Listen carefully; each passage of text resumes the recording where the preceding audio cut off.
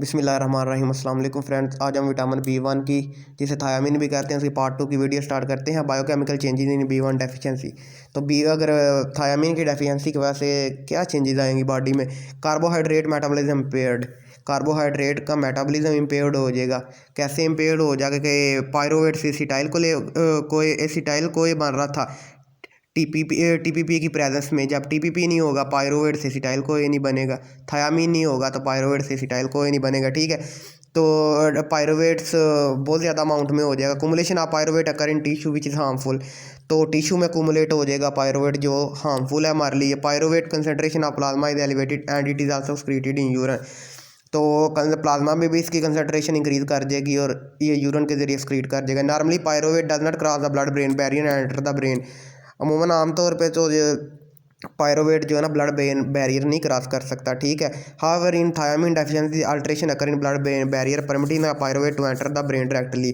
तो थायामीन की डेफिशिएंसी की वजह से ऐसी अल्ट्रेशन आ जाती हैं कि जो है ना पायरोवेट डायरेक्ट जो है ना ब्लड के अंदर एंटर हो जाता है, ब्लड ब्रेन बैरियर को क्रॉस कर जाता है। ठीक है, it is believe that pyruvate accumulation in brain result in disturb metabolism that में बी रिस्पॉन्सिबल फॉर पॉलीन्यूराइटिस। तो इसकी जो है ना जब पायरोवेट की अकोमुलेशन हो जाएगी ब्रेन में तो पॉलीन्यूराइटिस डिजीज़ हो जाएगी। Thiamine deficiency lead to impairment in nerve impulse transmission due to lack of TPP.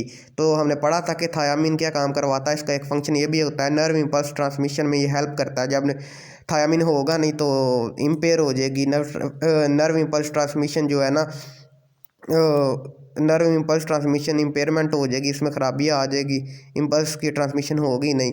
The transketolase activity in erythrocyte is decrease. Transketolase activity erythrocyte में डिक्रीज कर जाएगी। Measurement of RBC transketolase activity is reliable diagnostic test to assess thiamine deficiency के लिए हम जो है ना major करते हैं आरबीसी ट्रांसक्यूटोलेज की एक्टिविटी। ठीक है, ऐसे हम डायग्नोज करते हैं इसे कि थायामीन की डेफिशिएंसी को। तो उसके बाद आ जाता है in adults 2 type of beri. आगे बेरी की टाइप्स आ जाती है जो हमने पढ़ा है ना, namely wet beri and dry beri occur. Infantile beri that differ from adult beri is also seen. तो एक इन्फेंटाइल बेरी भी होता है जो बच्चों में होता है, ये ड्राई और वेट जो है ना अडल्ट्स में होता है। वेट बेरी क्या होता है? कार्डियोवास्कुलर बेरी भी इसे कहते हैं। This is characterised by edema of legs. इसकी वजह से एडिमा ऑफ लेग्स हो जाता है, face, trunk and serous cavities इन सब का डीमा हो जाता है। ब्रेथलेसनेस हो जाता है बंदा। Palpation are present the calf muscles are slightly swollen. काल जो टांगों की बैक पे, लेग्स की बैक पे जो मसल्स होते हैं ना वो स्वोलन हो जाते हैं। Systolic blood pressure is elevated. Systolic blood pressure ज़्यादा हो जाएगा जबकि डायस्टोलिक डिक्रीज कर जाएगा। ठीक है, fast and bouncing pulse is observed, मतलब अब नॉर्मल पल्स होगी। The heart become weak and death may occur due to heart failure. ठीक है, ड्राई बेरी क्या होता है? ये न्यूरोलॉजिकल बेरी डिजीज़ है। This is associated with neurological manifestation result in peripheral neuritis.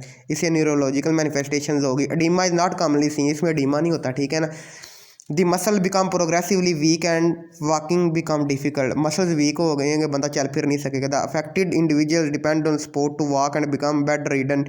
तो जो है ना इंडिविजुअल चल फिर नहीं सकेगा, बेड पे आ जाएगा, इवन के उसकी डेथ हो जाएगी। ठीक है, अगर इफ़ नॉट ट्रीट, अगर ट्रीट नहीं किया गया। The symptoms of beri are often mixed in which case it is refer to as mixed beri. तो जो है ना symptoms of beri are often mixed in which case, जिस केस में जो ये इन दोनों के सिम्टम्स में मिक्स हुए होते हैं ना, कि मतलब कि ड्राई के भी और इसके भी, वेट के भी, तो उसे मिक्स बेरी भी कहते हैं। इन्फेंटाइल बेरी होता है। This is seen in infants born to mother suffering from thiamine deficiency. अगर मदर को जो है ना थायामीन की डेफिशिएंसी है तो जो बच्चा होगा उसे भी थायामीन की डेफिशिएंसी होगी। ठीक है, the breast milk of the mother contain low thiamine content. तो जो ब्रेस्ट के अंदर मिल्क होगा ना मदर के, तो उसके अंदर लो थायामीन होगा। ठीक है, infantile beri is characterised by sleeplessness.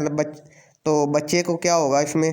स्लीपनेसनेस, बच्चा सो नहीं सकेगा। Restlessness, vomiting, convulsion, bouts of screaming due to cardiac dilation. ठीक है, Wernicke Korsakoff syndrome, this disorder also known as cerebral beri. ठीक है, is mostly seen in chronic alcoholism.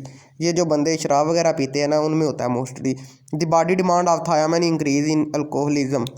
तो जो बंदे अल्कोहल पीते हैं ना उनमें थायामीन की जो है ना डिमांड इंक्रीज़ कर जाती है, उससे ज़्यादा थायामीन चाहिए होते हैं। इनसफिशिएंट इनटेक और impaired intestinal absorption of thiamine will lead to this syndrome. तो जो बंदे की अब थायामीन अब्जॉर्ब नहीं हो रही इंटेस्टाइन से या वो ले नहीं रहा, उसके अंदर ये डिजीज़ हो जाएगी। It is characterize by loss of memory, से मेमोरी लॉस हो जाएगी, एपैथी हो जाएगा, rhythmical to and fro motion of eyeball हो जाएगी, ठीक है। उसके बाद आ जाता है thiamine deficiency due to thiaminase and pyrithiaminase. The enzyme thiaminase is present in certain sea foods.